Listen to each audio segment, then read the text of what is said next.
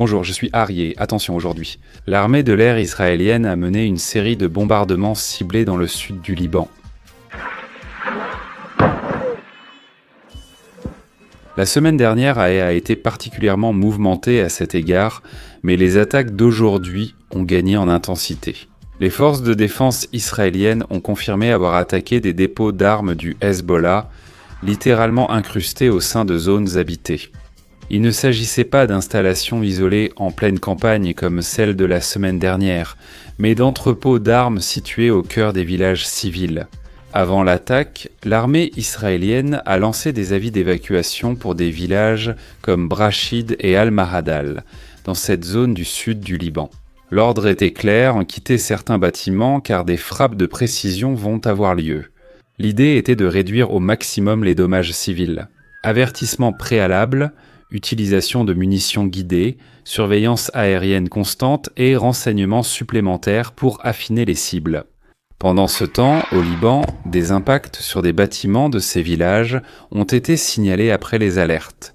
On voit donc le schéma de ces derniers mois. Le Hezbollah installe des infrastructures militaires dans et autour des villages et villes. Israël prévient, attaque les dépôts, et le résultat est ce mélange presque inévitable de guerre à l'intérieur des zones civiles. Face à tout cela, le message d'Israël est double. D'une part, nous sommes prêts à frapper plus profondément dans le sud du Liban, et d'autre part, nous allons essayer de le faire avec la plus grande précision possible. Mais nous n'allons pas accepter que le Hezbollah utilise des villages entiers comme boucliers humains. C'est-à-dire qu'ils ne vont pas à nouveau saboter les attaques simplement parce qu'ils placent les entrepôts dans les quartiers civils. La question qui reste en suspens est de savoir s'il ne s'agit que d'une autre série de frappes localisées ou si c'est le prélude à une opération terrestre plus vaste dans le nord, dont on parle beaucoup ces dernières 2 semaines. Justement, toutes ces attaques qu'Israël a menées au cours des 20 derniers jours sont basées sur des rapports de renseignement faisant état d'un important transfert de matériel militaire vers le sud du Liban par le Hezbollah, comme s'il se préparait à une incursion avec Israël, une nouvelle série d'affrontements, et même de la part des milices du Hamas qui opèrent et se déplacent dans ce territoire. La politique d'Israël était très claire. S'il y a une menace latente, elle est détruite. Et la vérité, c'est qu'il ne leur laisse aucun répit. Merci, très bien. Nous nous déplaçons maintenant vers la bande de Gaza, à Rafah, le monde souterrain des tunnels. Dans un nouveau coup dur, les forces de défense israéliennes ont officiellement confirmé que le commandant du bataillon Rafah Est du Hamas, son adjoint, un commandant de compagnie et un autre agent ont été tués lorsqu'ils ont tenté de fuir par le célèbre tunnel des 200 dans le sud de la bande. Les 4 ont été repérés en train de sortir des tunnels à l'est de Rafah, dans une zone qui est aujourd'hui sous contrôle israélien et où l'on pense qu'il y a encore des dizaines de combattants du Hamas qui restent piégés sous terre. Ces 200, en réalité moins nombreux, sont restés célèbres sous ce nom que tout le monde connaît. Ainsi, la réalité est qu'au moins une centaine d'hommes du Hamas sont restés piégés là-bas lorsque le cessez-le-feu a commencé. Cela fait déjà plus d'1 mois et ils passent un très mauvais moment, la faim commence à les ronger. Israël garde les yeux rivés sur ce lieu. Il n'y a aucun moyen d'échapper aux drones de surveillance qui survolent cette zone 24 heures sur 24 et bien sûr aux troupes présentes sur le terrain. Les noms des terroristes éliminés comptent car il ne s'agit pas de n'importe qui. Mohamed Bawad, commandant du bataillon Rafah Est. Et attention, Aboula Hamad, fils du haut dirigeant du Hamas. Qui est-ce le père du 4e terroriste éliminé ? Eh bien, il s'agit ni plus ni moins que du propre fils de Gassi Hamad, très connu, celui qui a réussi à survivre à la dernière tentative d'élimination par Israël au Qatar. Hamad est membre du bureau politique du Hamas. Un visage très connu de l'organisation est allé jusqu'à justifier publiquement l'enlèvement des vivas de Kéfir et de son petit frère Ariel, qui ont finalement été assassinés en captivité. Lors d'une interview, lorsqu'on lui a demandé comment il justifiait l'enlèvement des vivas, il a répondu quelque chose comme ceci. Faut-il exercer une pression sur Israël et son gouvernement pour les faire changer de cap ? Aujourd'hui, ce même Gassi Hamad a perdu son propre fils, tué dans un tunnel à Rafah. En fait, les dirigeants du Hamas, qui vivent confortablement au Qatar, ont assisté à la veillée symbolique d'Abdullah Hamad. Le fils de ce haut responsable a justifié l'enlèvement des vivants à la télévision. Ici, il y a un contraste très fort. Les dirigeants du Hamas enterrent leurs enfants à Doha, tandis que des milliers de familles israéliennes, ainsi que palestiniennes, continuent d'enterrer les leurs, à cause des décisions prises précisément par cette élite qui vit là-bas, dans le confort de ses luxes au Qatar. Maintenant, un point clé dont on parle à peine. La semaine dernière, Israël a présenté au Hamas, par l'intermédiaire de médiateurs, une proposition concernant les terroristes piégés dans les tunnels de Rafah. Déposer les armes, sortir, se faire arrêter et sauver leur vie. Au lieu de mourir enterrés, ils leur ont offert la possibilité de vivre et d'être un jour libérés dans le cadre d'accords futurs. Au début, Hamas exigeait une immunité totale pour ceux qui étaient piégés dans les tunnels. Hamas, qui au départ réclamait une immunité totale pour ceux qui étaient coincés de l'autre côté de la ligne jaune, a répondu sur Telegram. Bien sûr, nous parlons des dirigeants qui sont là-bas confortablement installés. À Doha, au Qatar, ils ont exigé que la reddition ne soit pas une option.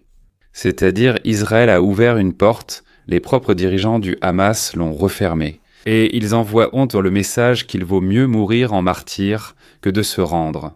Ce sont eux-mêmes qui condamnent leurs combattants et leurs propres enfants à rester piégés et à mourir dans ce labyrinthe souterrain, même si ceux qui s'y trouvent sont leurs propres enfants. Et en parlant de ce labyrinthe, les commandos israéliens continuent de découvrir et de détruire d'immenses sections de tunnels reliés au célèbre et plus grand tunnel découvert il y a quelques semaines d'à peine. Celui de 7 km que je vous ai montré dans une vidéo précédente. Il n'y a pas de chiffres officiels, mais des estimations évoquées depuis des années indiquent que chaque tunnel important coûtait plusieurs millions de dollars. Les équipes d'excavation avancèrent d'environ 4 à 5 mètres par jour et un seul tunnel pouvait nécessiter des semaines ou des mois de travail continu selon sa complexité.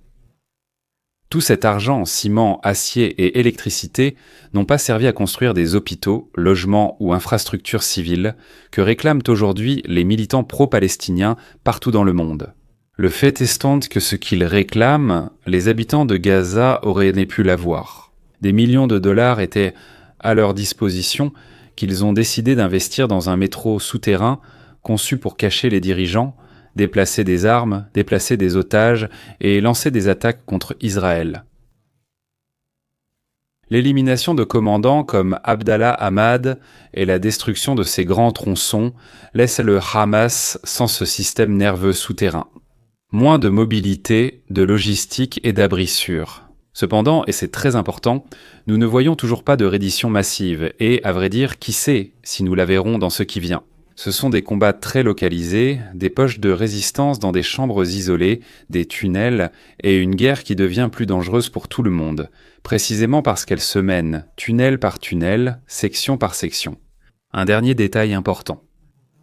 Avant la libération de certains otages, Ghazi Hamad lui-même a déclaré que peu importait combien restait en vie. Aujourd'hui, il vit lui-même le deuil d'enterrer son fils. Ce n'est pas que cela répare les dégâts, mais cela montre comment, au final, la violence qu'ils promeuvent finit aussi par frapper leur propre maison. Et la vérité, c'est qu'ils ne semblent pas vraiment s'en soucier. Maintenant. Est-il important pour vous de rester informé sur Israël ?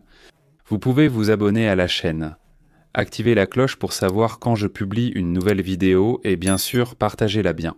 Nous passons maintenant à l'Allemagne, écoutez bien, avec une image qui présente de nombreux contrastes. Sur une base de l'armée de l'air allemande, près de Berlin, une cérémonie a eu lieu où le ministère de la Défense d'Israël a remis à l'Allemagne le premier système antimissile allemand. 3 entièrement opérationnel. Pensons-y, 80 ans après la Seconde Guerre mondiale et la Shoah. L'Allemagne nazie a tenté d'exterminer le peuple juif. C'est aujourd'hui un pays démocratique dont le ciel va être protégé par la technologie israélienne. Le Arrow 3 est un système de défense antimissile longue portée capable d'intercepter des missiles balistiques à plus de 100 km d'altitude dans la phase exo-atmosphérique de leur trajectoire. Il fait partie de la couche la plus élevée du parapluie défensif israélien et a été testé dans des scénarios réels avec beaucoup d'efficacité contre les missiles lancés depuis l'Iran, le Yémen et d'autres fronts.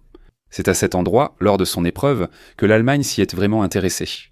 Et en fait, cet accord, elle tourne autour de 4 milliards de dollars, et il est considéré comme la plus grande exportation de défense de l'histoire d'Israël. Ce premier système est intégré dans une base allemande, et dans les prochaines années, d'ici 2030 d'autres seront ajoutés pour atteindre la capacité complète. Au-delà des chiffres, un symbole demeure gravé. Lors de la cérémonie, l'hymne national d'Israël, Hatikva, a retenti sur une base de l'armée de l'air. Il n'y a pas si longtemps, le ciel de l'Europe était dominé par les bombardiers nazis. Aujourd'hui, un système fabriqué en Israël protège l'Allemagne contre les menaces de missiles, y compris celles des nazis modernes, comme beaucoup ici appellent le régime iranien. C'est une image qui, pour ceux d'entre nous qui vivent dans ce pays et portent la mémoire de l'Holocauste très présente, réconforte et en même temps fait réfléchir à la façon dont l'histoire peut changer radicalement en peu de temps. Bien, et attention car nous sommes très proches de clore le drame des corps des personnes enlevées. Le corps rendu hier soir à Israël par le Hamas a été identifié comme celui du citoyen thaïlandais Southisak Rintalak, âgé de 42 ans. Southisak travaillait dans l'agriculture dans les vergers du kibbutz Be'eri lorsqu'il a été tué le 7 octobre 2023 et son corps a été transporté à Gaza ou enlevé à Gaza par le djihad islamique. Comme cela s'est produit avec d'autres travailleurs étrangers, thaïlandais et népalais, le corps de Southisak sera rapatrié dans son pays pour être enterré par sa famille. Il était le soutien financier de sa famille. Un homme venu en Israël pour travailler dans les champs s'est retrouvé piégé au cœur de l'horreur du 7 octobre. Avec cette identification, seul le corps du sergent-major de police Ranjibli reste à Gaza parmi les personnes enlevées. Assassiné alors qu'il aidait à évacuer des civils lors des attaques, son corps reste retenu dans la bande. Pour comprendre la frustration en Israël, il faut se rappeler un événement récent. Le Hamas a remis à la Croix-Rouge des restes humains qui, après des analyses médico-légales à Tel Aviv, se sont avérés n'appartenir à aucun otage. Ce fut un coup brutal pour les familles qui attendaient encore des nouvelles de Ranjibli et de Southisak lui-même. Et la tromperie était là. Cela s'est répété hier lorsque de nouveaux restes ont été ramenés en Israël sans être identifiés comme appartenant à l'un des otages. Hamas, qui ne s'arrête jamais dans ses jeux, s'est rapidement dépêché de remettre le corps du Thaïlandais. Un exemple de plus de la façon dont Hamas utilise même les corps comme outil de pression et de manipulation, et il ne faut pas se mentir. Hamas sait et comprend bien qu'une fois qu'ils auront remis le dernier corps à Israël, ils n'auront plus rien. Ils perdront le frein à main avec lequel ils maintiennent Israël contenu et ils n'auront plus rien.